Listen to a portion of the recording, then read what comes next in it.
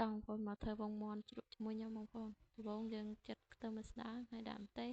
ហើយវាយគ្រឿងចូលមកស្ករប៊ីចេងទឹកត្រីវឹកក៏ចូលគ្នាមកអត់ពីនោះមកយើងយកពងក្រហមបងប្អូនអត់ដាក់ពងសទេដាក់ពងនេះឥឡូវខ្ញុំខ្ចប់ទុកសិនបងប្អូនណាយើងទុកមកយប់ទៅហូបបានណាបងប្អូនហើយមកហូបទាំងអស់គ្នាបងប្អូន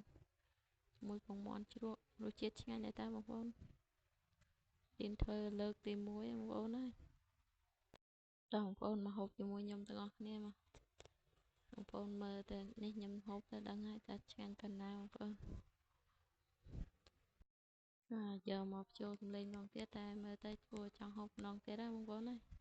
ពួកអីឆ្ងាញ់ទេតាឆ្ងាញ់ប្លែកបែបប្លែកទេបងប្អូនយើងអាចហូបបានចឹងមានរសជាតិឆ្ងាញ់មានជាតិមកបងប្អូនហើយវីដេអូខ្ញុំមានតែប៉ុណ្្នឹងឯងបងប្អូនអរគុណ